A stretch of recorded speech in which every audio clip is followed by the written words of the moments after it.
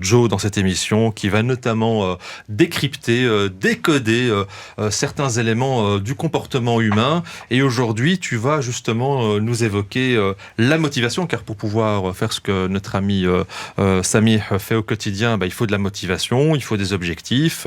C'est peut-être pas donné à tout le monde, mais tu vas justement dans cette émission essayer de comprendre quelques clés, décortiquer, décrypter quelques clés de la motivation. En tout cas, ce qui est sûr, c'est que janvier et septembre sont généralement les périodes idéales pour les bonnes résolutions. Mais où sont ces résolutions après 1 mois, 6 mois, voire 5 ans, Joël ?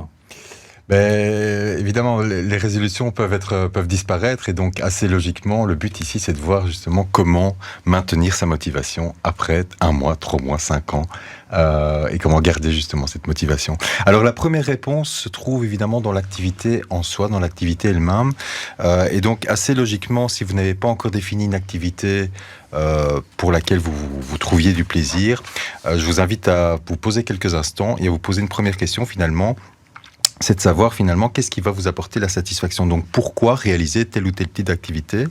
Et il y a 2 grands types de raisons. Donc les premières raisons sont les raisons qui vont faire perdurer quelque part la motivation, sont des raisons intrinsèques.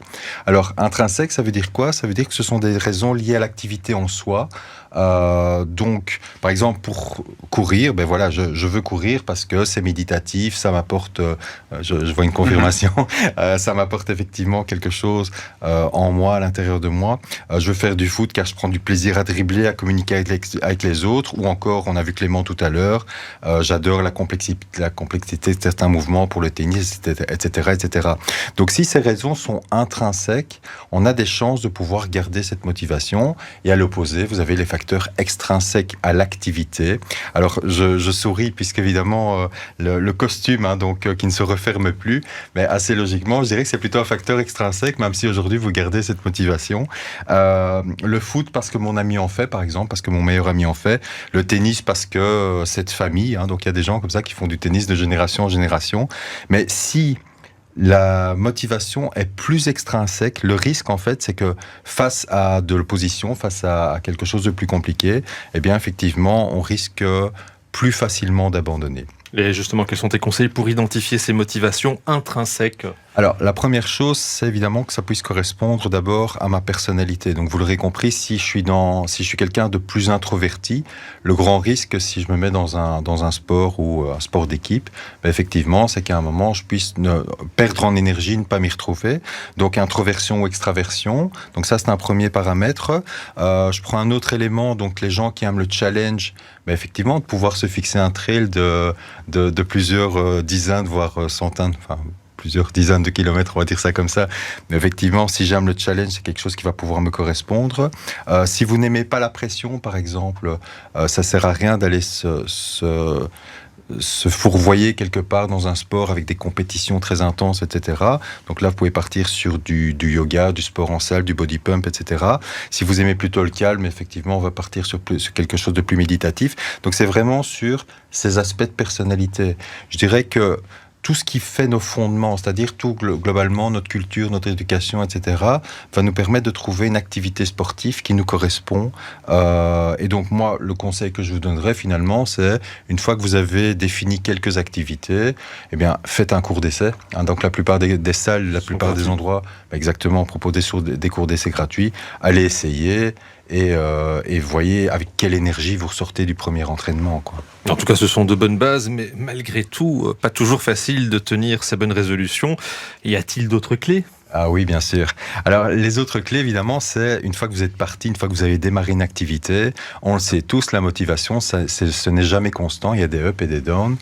Et donc, comment réagir en période faste, donc dans mes ups, et comment réagir dans mes downs. Alors, je vais commencer par les ups, parce qu'évidemment, si on fait une activité, c'est parce qu'on y trouve du plaisir, et quand on est super motivé, quand on est super bien, eh bien, il faut se fixer, je crois que c'est la clé principale, c'est de se fixer un certain nombre d'objectifs, et quand tout va bien, je peux regarder l'objectif. Je prends un exemple.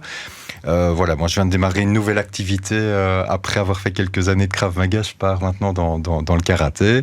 Assez logiquement, ma motivation est up et effectivement, je vise quelque part la ceinture noire, même si on me dit souvent que ce n'est que le début, hein, donc cette fameuse ceinture noire.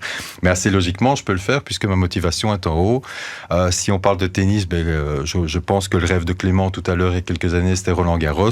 Aujourd'hui, si j'ai bien compris, c'est le Qatar ou c'est Dubaï. Donc voilà, ça c'est vraiment l'objectif ici, c'est de se fixer des objectifs. Maintenant, la vraie question, c'est quand on est dans une période down. Et là, je vais vous donner un parallèle. Si je suis dans un trail, par exemple, ou si je suis en montagne et que je suis vraiment, vous voyez, je suis à court de souffle, je suis assez bas au niveau de l'énergie, si je regarde le sommet, je pense que ça va être compliqué. C'est-à-dire que si je regarde l'objectif et que je me dis, OK, il me reste encore 6 heures à grimper, ça va être extrêmement compliqué. Et vous en témoignerez, le pas suivant est le plus important, le petit pas suivant. D'ailleurs, généralement, quand c'est plus compliqué, on regarde ses pieds et pas autre chose. Exactement. Exactement. Et je pense qu'il y a aussi des raisons techniques pour lesquelles on regarde ses pieds. Aussi, ouais. Il faut mieux pas glisser. Hein. Mais donc, l'aspect ici, c'est justement ça, c'est de pouvoir se focaliser sur le petit pas suivant, c'est-à-dire de regarder les moyens, peut-être même de se fixer pour le prochain entraînement un objectif de moyens. Donc, je vais prendre un exemple au tennis, juste réussir un coup. Juste réussir à dépasser un certain ou se fixer peut-être un temps, mais juste le moyen. Et finalement, quand je vais jouer ce coup, encore une fois, peut-être que j'ai eu le courage d'aller à l'entraînement.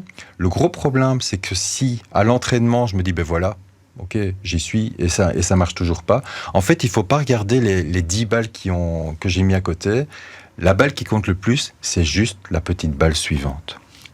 Et voilà, de très très bonnes clés, Joe. Et si malgré cela, il y a toujours une baisse de motivation, que faire? Acheter un nouveau costume?